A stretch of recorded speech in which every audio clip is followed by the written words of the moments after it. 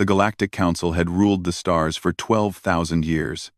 400 species lived under its protection, following its laws, obeying its commands. The Council believed it had seen everything the universe could offer. It had welcomed warrior races and peaceful traders. It had absorbed ancient civilizations and young species taking their first steps into space.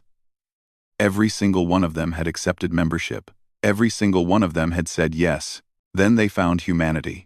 The long-range sensors detected the signals coming from a small blue planet orbiting an ordinary yellow star.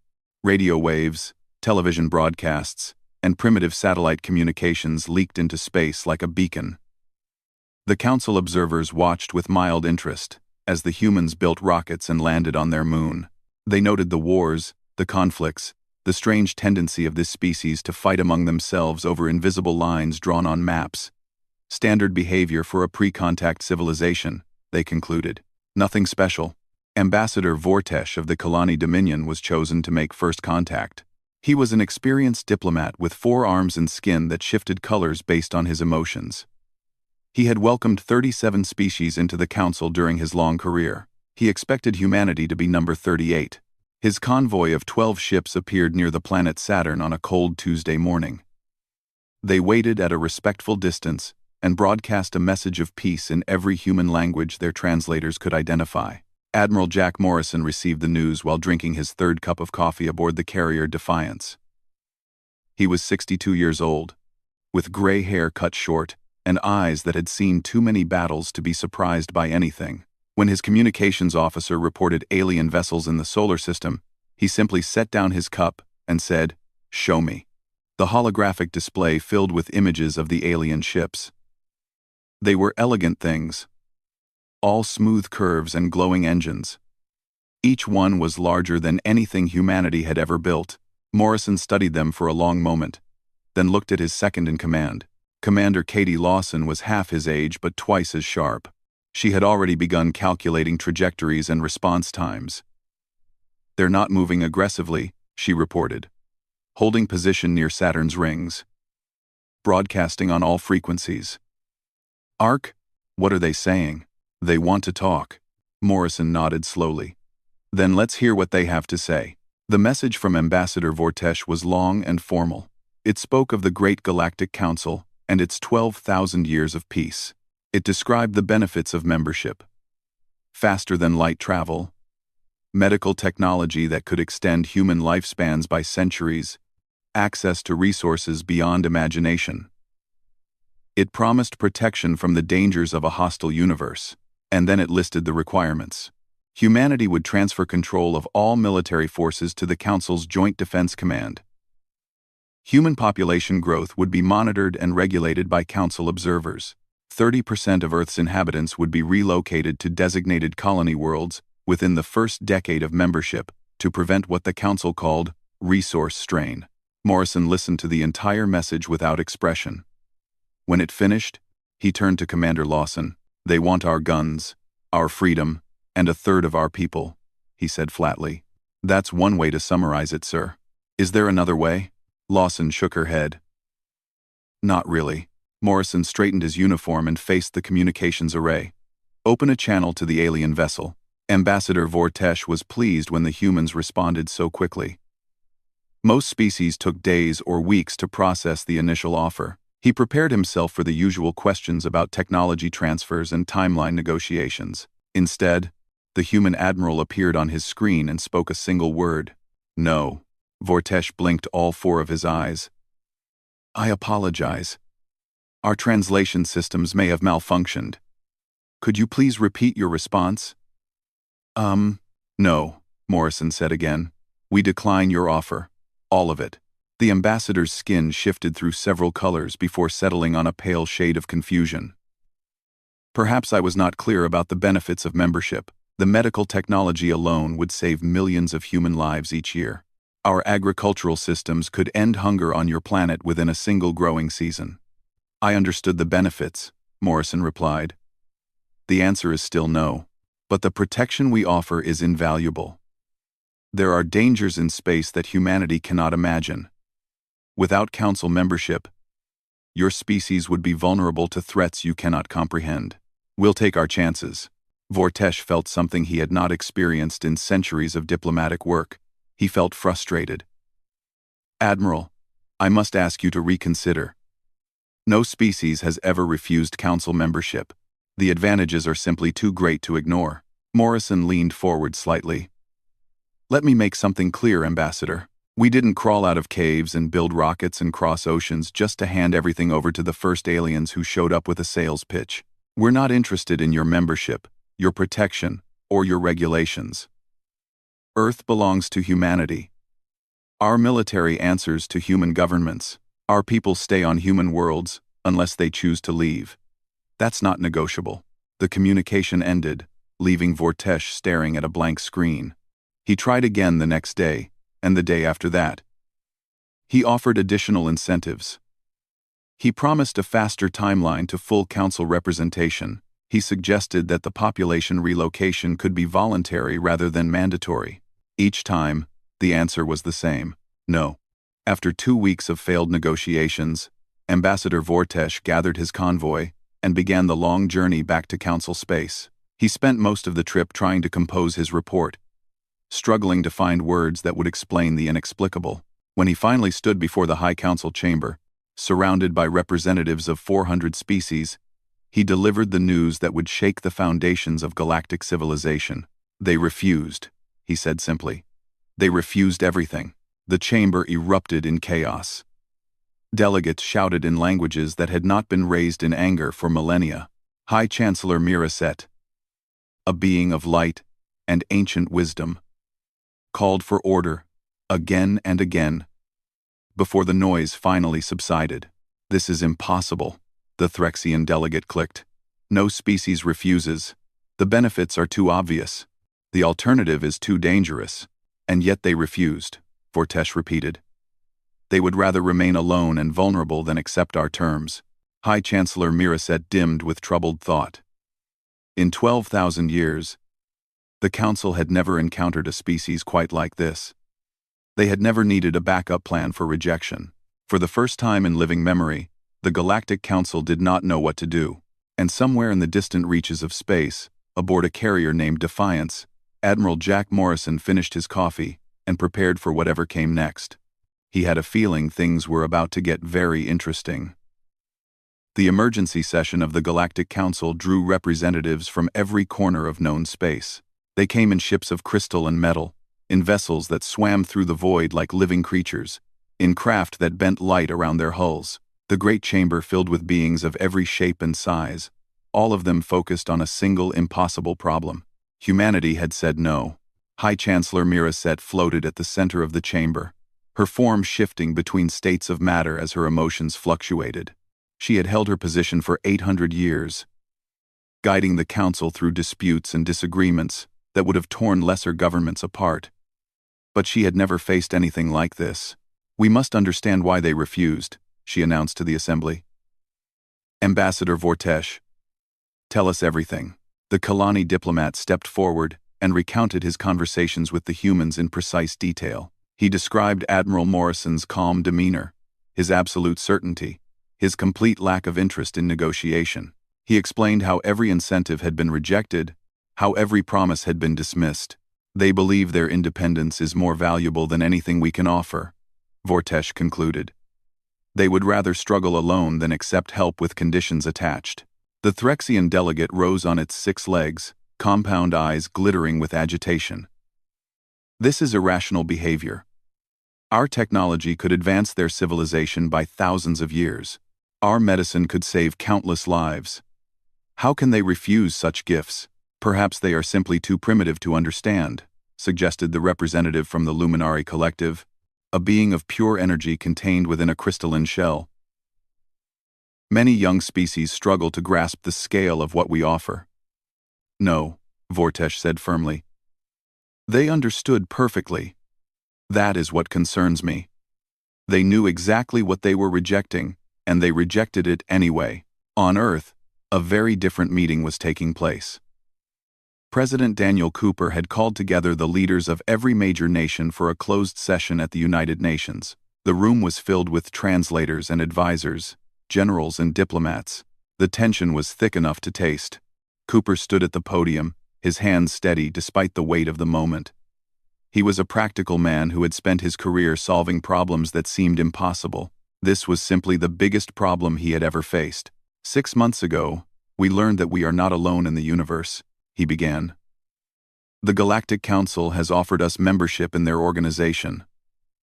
On the surface, it sounds like a wonderful opportunity. Advanced technology, medical breakthroughs, protection from threats we don't even know exist. He paused and looked around the room. But there are conditions. They want control of our military. They want to monitor our population. They want to relocate billions of our people to planets we've never seen. They call it membership. I call it surrender. Secretary of Defense Laura Mitchell took the podium next. She was a tall woman with steel-gray hair and a reputation for speaking uncomfortable truths. The intelligence reports she presented painted a troubling picture. We've been studying the Council's history using the data they provided during initial contact, she explained. Every species that has joined the Council followed the same pattern. First, they transfer military control. Within a generation, their own defense traditions disappear. Then comes population dispersal, spreading their people across dozens of worlds until no single planet holds a majority. Within a few centuries, their original culture is diluted beyond recognition. She showed images of council member species, their identical ships and standardized cities. They call it integration. But look at the result. 400 species. And they all look the same. They all think the same. They've been absorbed so completely that they've forgotten who they used to be. The Chinese premier raised his hand. What happens to species that resist after joining? Mitchell's expression darkened. According to their own records, no species has ever successfully resisted once membership was accepted. The Council controls all advanced technology. Any rebellion would be fighting with sticks against starships. So we refuse. And then what? Asked the Russian president. They have fleets that could destroy our entire planet. How do we defend against that? President Cooper stepped forward again. We've asked ourselves the same question. The truth is, we don't know if we can win a war against the Council. But we know we can make them pay a price. And we know something else. Something important. He pressed a button, and the display changed to show intercepted Council communications.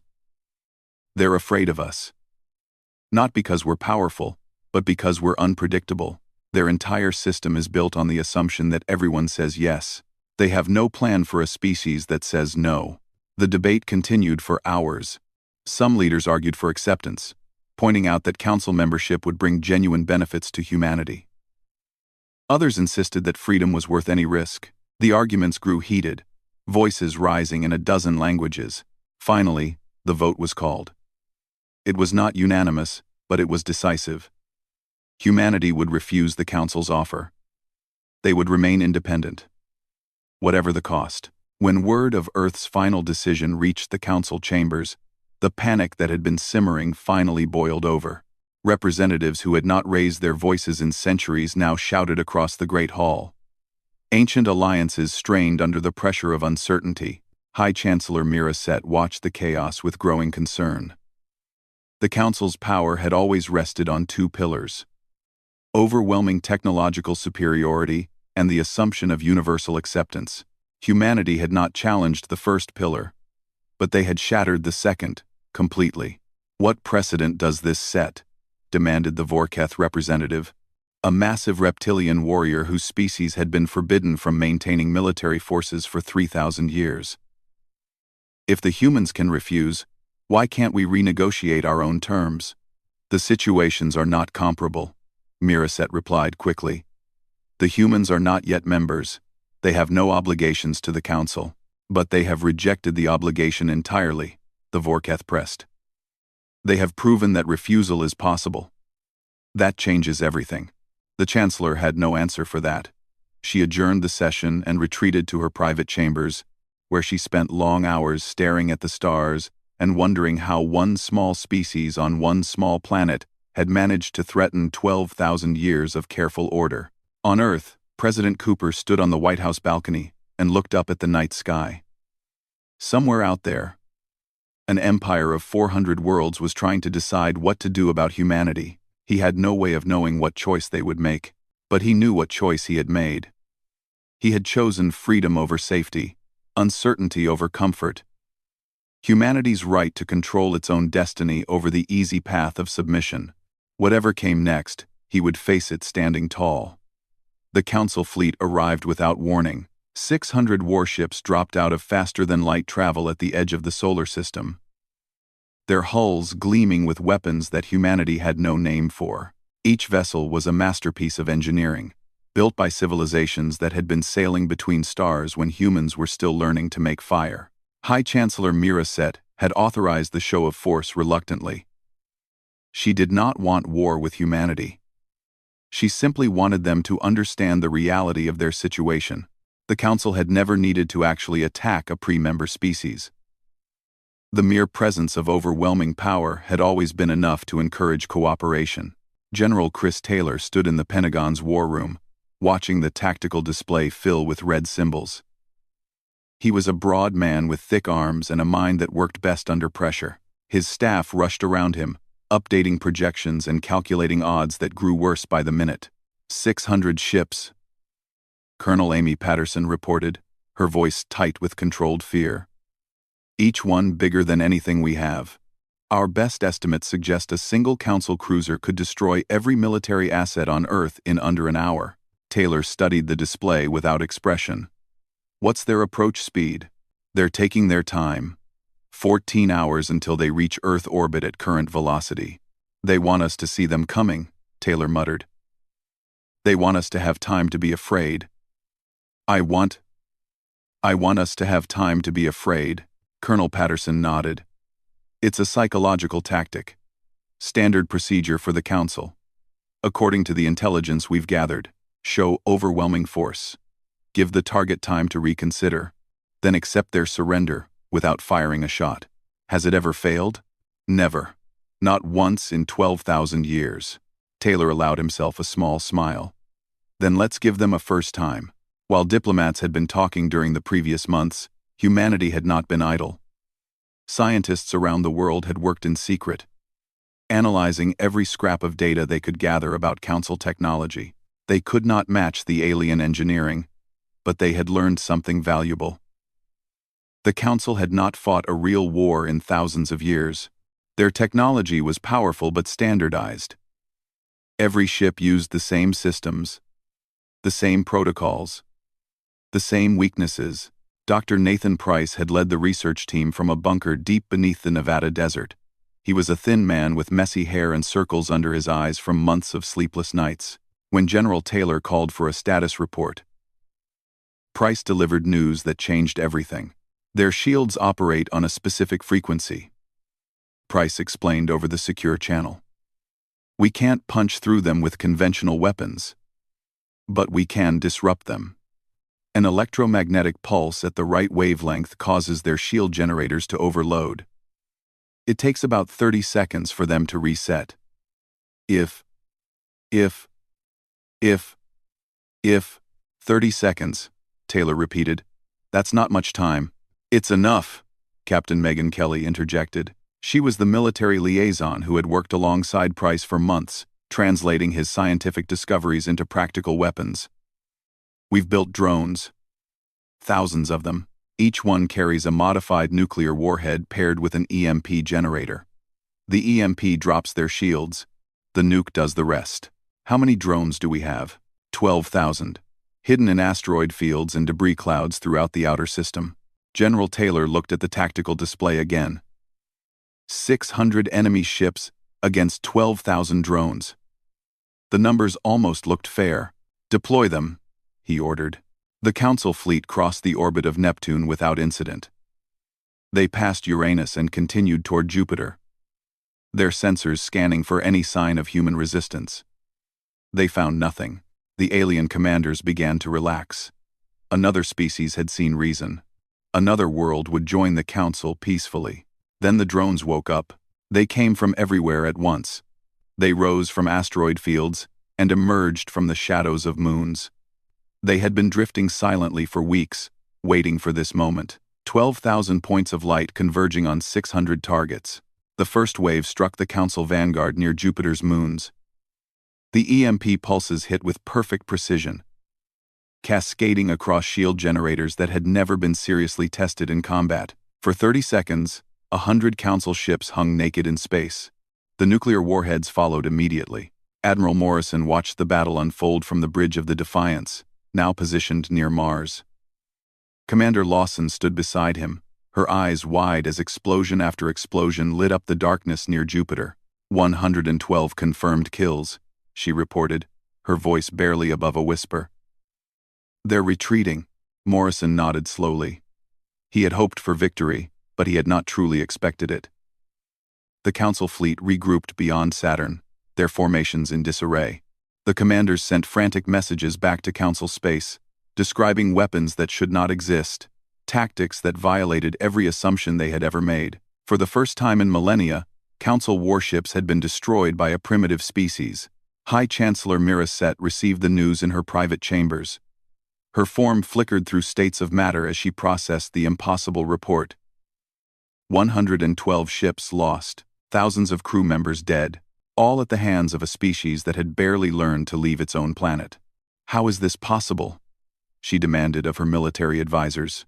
They adapted, the senior admiral admitted, his forearms hanging limp with shock. They studied our technology and found weaknesses we didn't know existed. They built weapons specifically designed to defeat our defenses. In 6 months? They did this in 6 months? Yes, Chancellor. Miracet dismissed her advisors and stood alone in the darkness. She had underestimated humanity. She had seen their primitive rockets and their petty wars, and assumed they posed no real threat. She had forgotten the most basic lesson of the universe. Survival is the greatest teacher, and humanity had spent its entire existence learning to survive. The Council fleet withdrew from human space, limping back toward the border to repair and regroup. But the damage had already been done. News of the battle spread across the galaxy at the speed of light, carried by traders and travelers who could barely believe what they were hearing. The humans had fought back. The humans had won, and nothing in the galaxy would ever be the same again. The story spread like fire through dry grass. In trading posts and space stations, in colony worlds and ancient homeworlds, beings of every species whispered the same incredible news. A primitive species called humanity had refused the Council's offer. They had fought a Council fleet and won. They had done the impossible. For most Council members, it was simply a fascinating story, a strange event in a distant part of the galaxy. But for some, it was something far more dangerous. It was hope. The Vorketh had been warriors once. Their entire culture had been built around honor and battle, around the glory of combat and the pride of strength. When they joined the Council 4,000 years ago, they had been forced to surrender their weapons and disband their armies. The Council promised that peace was better than war. The Vorketh had accepted because they had no choice. Now, Elder Karmesh stood before the Vorketh assembly and spoke words that had not been spoken in millennia. The humans have shown us the truth, he declared, his scales rippling with barely contained emotion. The Council is not invincible. Their peace is not inevitable. We were warriors before we were members. We can be warriors again. Similar scenes played out across the galaxy. The Luminari, beings of pure energy who had been confined to artificial habitats for thousands of years, began testing the boundaries of their containment fields. The Therexians, whose hive minds had been separated and scattered across different worlds to prevent coordination, started finding ways to reconnect. Species that had forgotten their own histories began searching for records of who they used to be. High Chancellor Miracet watched the unrest spread with growing alarm. She had spent centuries maintaining the careful balance of the Council, smoothing over disputes and managing discontent. But this was different. This was not a disagreement about trade routes or resource allocation. This was a fundamental challenge to everything the Council represented.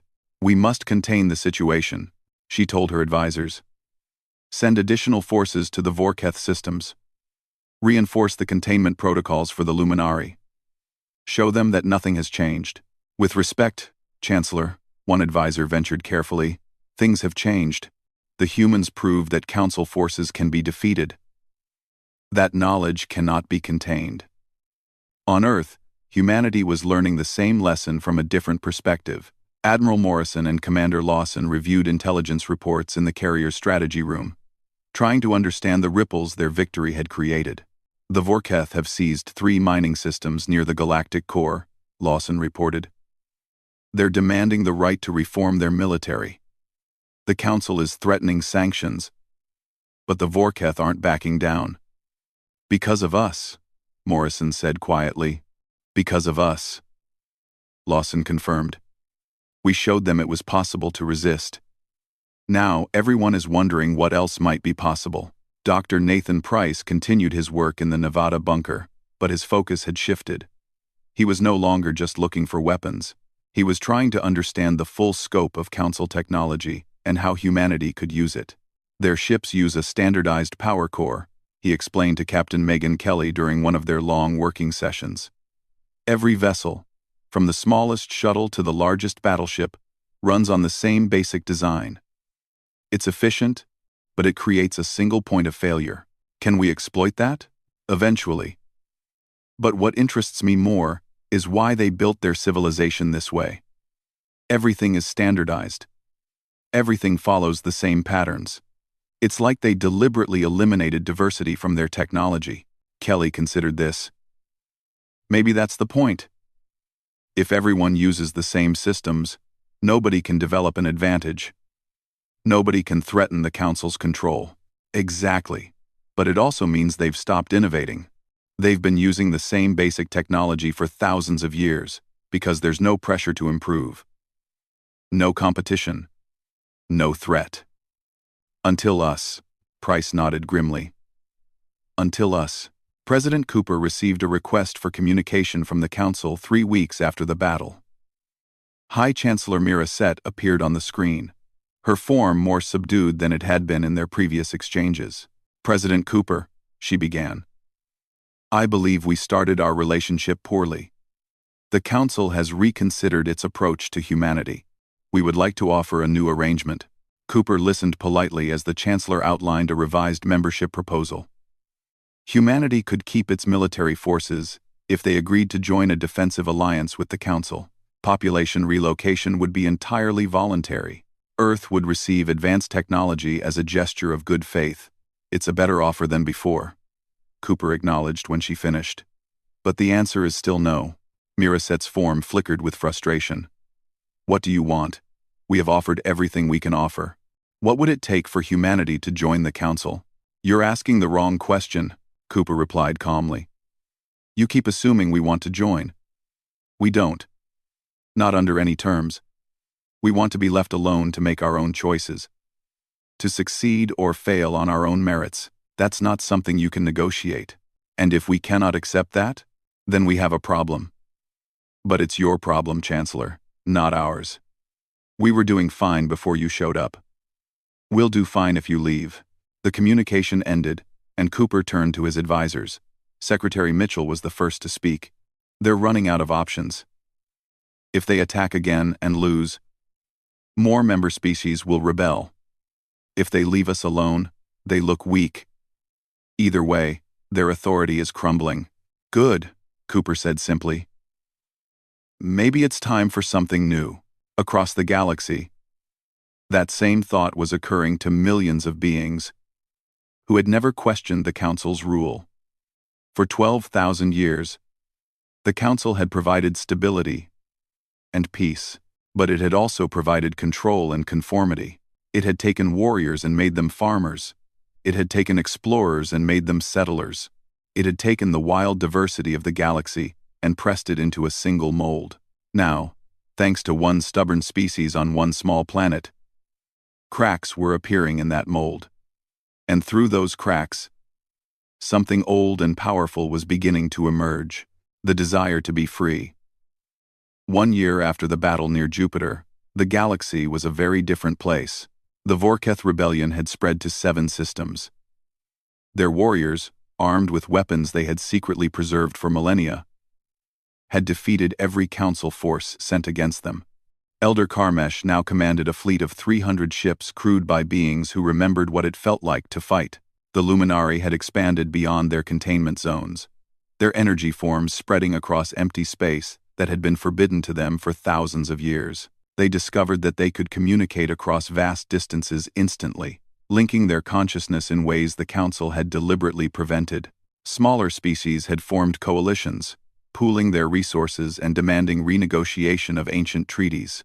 Trade routes that had been controlled by Council regulations for centuries were now open to anyone willing to defend them. The careful order that had governed the galaxy for 12,000 years was falling apart. High Chancellor Miraset stood alone in the Great Chamber, surrounded by empty seats where delegates used to gather. Half the Council had stopped attending sessions.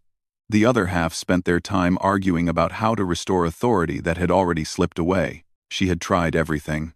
Military force had failed against the humans and now seemed likely to fail against the Vorketh. Economic sanctions had backfired as rebellious species simply traded with each other. Diplomatic pressure meant nothing when the beings you were pressuring no longer feared you. In desperation, she requested a private audience with President Cooper. He appeared on her screen looking calm and rested, as if the chaos consuming the galaxy was merely an interesting news story rather than a catastrophe he had caused. "Chancellor," he greeted her politely, "what can I do for you?" "You can tell me how to stop this," she replied, her form flickering with exhaustion. "You have destroyed 12,000 years of peace. Species that lived in harmony are now preparing for war. Civilizations that were content are now demanding changes that could tear the galaxy apart." Cooper shook his head slowly. "I didn't destroy anything, Chancellor. I just showed everyone that your peace was built on a lie. You didn't have harmony. You had obedience. You didn't have content populations. You had controlled populations. The moment someone proved that resistance was possible, everything fell apart. That tells you more about your system than it does about me. And what would you have us do? Abandon all order? Let every species fight every other species until the galaxy burns?" "No," Cooper said, and his voice softened slightly. "I would have you learn. You created a system where everyone was safe but nobody was free. That's not peace, Chancellor. That's a prison with comfortable cells. Real peace has to be chosen, not enforced." Miraset was silent for a long moment. She had spent centuries believing that the Council's way was the only way, that order required control and stability required submission. Now a primitive species from an unremarkable planet was telling her that everything she believed was wrong. The worst part was that she was beginning to think he might be right. "What do you suggest?" she asked finally. Cooper leaned forward. "Start by listening. The Vorketh don't want war. They want the right to defend themselves. The Luminari don't want chaos. They want room to grow. Everyone you've been fighting against isn't trying to destroy the Council. They're trying to change it. Let them." The reforms began slowly. The Council formally recognized the right of member species to maintain their own military forces. Population dispersal programs were made voluntary. Ancient treaties were opened for renegotiation. For the first time in millennia, the Council began asking its members what they wanted instead of telling them what they needed. Not everyone accepted the changes. Some species had grown comfortable with the old order and resented the disruption. Others demanded more radical reforms that the Council was not ready to accept. Conflicts erupted here and there. Small wars that burned hot and died quickly. But something remarkable happened alongside the chaos. Species that had been separated for thousands of years began reconnecting. Cultures that had been suppressed began reviving. The galaxy became messier and more dangerous, but it also became more alive. Admiral Morrison retired to a small house in Montana, where the night sky was clear and the stars seemed close enough to touch. Commander Lawson visited him sometimes, and they would sit on his porch, drinking whiskey and talking about the strange turn their lives had taken. "Do you ever wonder if we did the right thing?" Lawson asked one evening. Morrison considered the question carefully. "I wonder sometimes. A lot of beings have died because of what we started. The galaxy isn't as stable as it used to be. But I look up at those stars and I know that somewhere out there, beings are making their own choices for the first time in their lives. Warriors are training their children in traditions that were almost lost. Explorers are traveling to places that used to be forbidden. That seems like a fair trade. General Taylor took command of Earth's planetary defense force, building a military that could protect humanity from any threat. Dr. Price continued his research, unlocking secrets of alien technology that would advance human science by centuries. Captain Kelly became the commander of humanity's first deep space exploration fleet, venturing into the unknown in ships of human design. And somewhere in the vast reaches of space, High Chancellor Miracet began the slow work of building something new. Not the rigid order of the old council, but something more flexible. Something that could grow and change. Something that respected the freedom of every species to choose its own path. She never forgot the lesson that humanity had taught her. Control was not stability. Obedience was not peace, and a galaxy of free beings, with all their chaos and conflict, was better than a galaxy of prisoners who had forgotten how to dream. The humans had come to the stars expecting to find gods or monsters. Instead, they had found something far more ordinary. A civilization that had grown comfortable with its power and forgotten what it meant to struggle. They had reminded the galaxy what it felt like to be afraid. But they had also reminded it what it felt like to be free. And in the end, that was humanity's greatest gift to the universe. Not technology, or weapons, or military might. Just a simple truth that every being knew in its heart, but had been afraid to speak. The right to choose your own destiny is worth any price. Some called it stubbornness, some called it pride. The humans had a different word for it. They called it being human.